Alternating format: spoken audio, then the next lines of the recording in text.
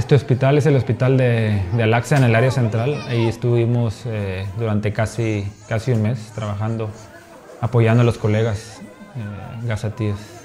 Esta área, bueno, es el área de pediatría, pero bueno, todas las áreas en los hospitales de la Franja de Gaza es igual, ¿no? Saturadas de pacientes, ¿no? Pacientes por todos lados, en los pasillos, en los corredores, al lado de los elevadores. Hay pacientes por todos lados. El soporte psicológico es muy importante.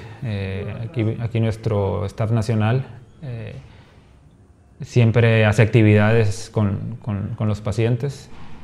El paciente que acabamos de ver, la niña, me llama mucho la atención que el psicólogo daba unas crayolas y un papel en blanco y les decía a los niños y a las niñas: escribe cómo te sientas, lo que te venga a la mente en estos momentos. Y muchos niños dibujaban cosas muy alegres, muy bonitas en agradecimiento a Médicos Sin Fronteras. Sin embargo, sí me tocó estar presente cuando varios niños dibujaban el evento que venían de vivir, ¿no? Edificios bombardeados, cuerpos tirados en la calle, panoramas muy sombríos que es lo que les tocó vivir, ¿no? Y te pones a pensar en las repercusiones psicológicas que el niño o la niña va a tener. Aquí, bueno, esto es lo de todos los días, curaciones. Diariamente el servicio de consultación externa hacíamos mis colegas, ellos eran los encargados, entre 150 170 curaciones sin anestesia, las curaciones menores al día. Un equipo muy activo, que siempre estaba muy activo y siempre muy motivado. Quemaduras, fijadores externos, todo tipo de curaciones. Pusimos como una carpa, una tienda inflable, y el equipo desde las 8 de la mañana hasta las 10 de la noche, para mí era increíble todo el trabajo que hacían. De las 8 de la mañana a las 10 de la noche había 6 o 7 camillas, y ahí se ponían a hacer las curaciones, como las que estamos viendo ahorita. Vimos una quemadura y ahorita vemos un paciente con una cirugía reconstructiva, un fijador externo especial. De lo más común que hay en Gaza, ¿no? La mayoría de los pacientes que llegan durante periodos de guerra y con estos bombardeos tan severos son quemaduras, y son pacientes con fracturas muy complicadas que necesitan cirugía reconstructiva.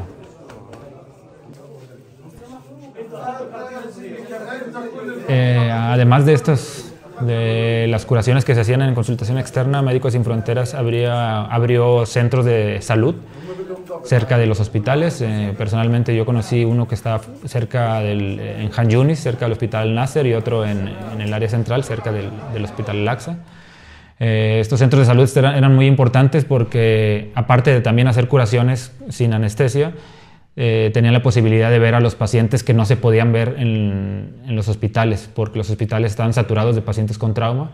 Estoy hablando de los pacientes con enfermedades crónico-degenerativas, con los pacientes diabéticos, los pacientes hipertensos, las infecciones estomacales, las infecciones de la piel, que con esta situación de la guerra cada vez se vuelve más común. Los centros de salud jugaban un papel muy importante tratando este tipo de pacientes, pero bueno, lamentablemente, debido a los conflictos, a los combates y a la falta de seguridad, los dos centros de salud que me tocó ver, que Médicos Sin Fronteras estaban a cargo de ellos, tuvieron que cerrar y que ser evacuados. Es una lástima porque ahora ese tipo de pacientes, que no son víctimas directas de los bombardeos, pero indirectamente también están sufriendo negligencia porque no tienen a dónde ir.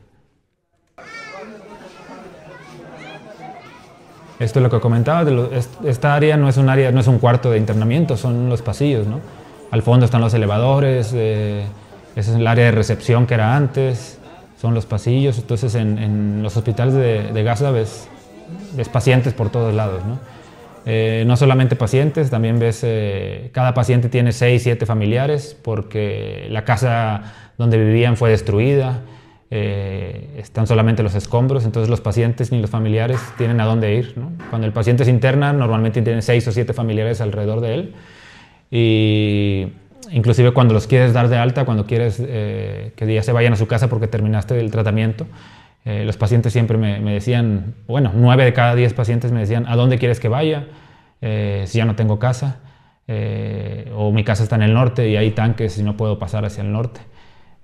Los centros de refugiados pues están sobresaturados y unas condiciones muy lamentables. Entonces los pacientes muchas veces se tienen que quedar a dormir o a vivir en el hospital. Además de que también había pacientes que tomaban el hospital como un refugio porque pensaban que era un sitio más seguro para vivir. Llegaban, se instalaban en las afueras, dentro del hospital, pero en las áreas del aire libre, ponían 4 palos y un plástico y ahí se quedaban a vivir. Entonces el ya caótico y saturado hospital se volvía aún peor.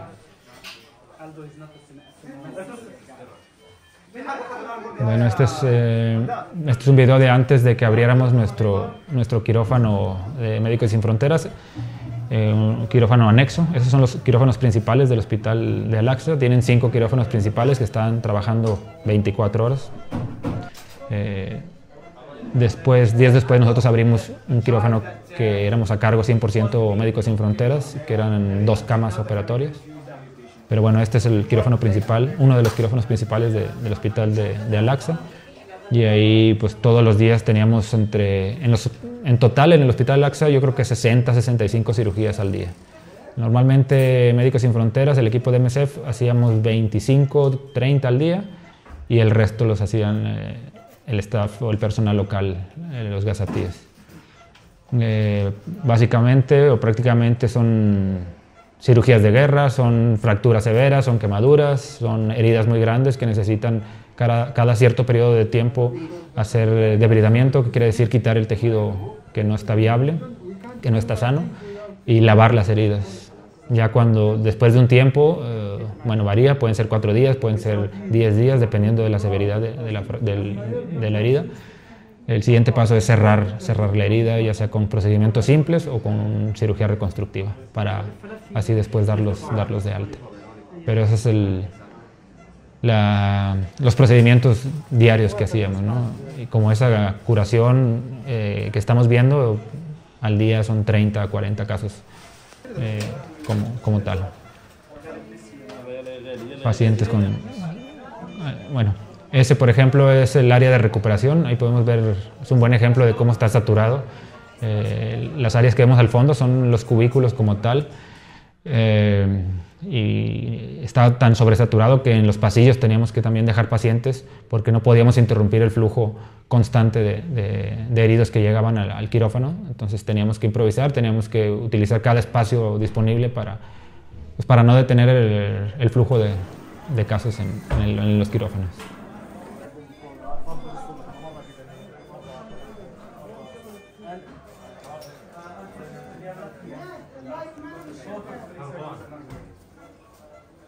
Sí, aquí vemos las cirugías de todos los días. El equipo médico siempre está muy activo, siempre está tratando de dar lo mejor de sí. Sin embargo, lamentablemente muchas veces, pues la mayoría de las veces no te das abasto por la cantidad de pacientes que llegan, ¿no? Cuando un paciente con herida de guerra llega, haces la cirugía primaria, pero lo tienes que volver a pasar a quirófano los 3-4 días. Eso quiere decir que los pacientes se van acumulando y van llegando nuevos y nuevos casos. Entonces siempre se trabaja al 100%. Siempre está ocupado el quirófano, siempre está ocupado el área de curaciones. Los hospitales en general son un caos, ¿no?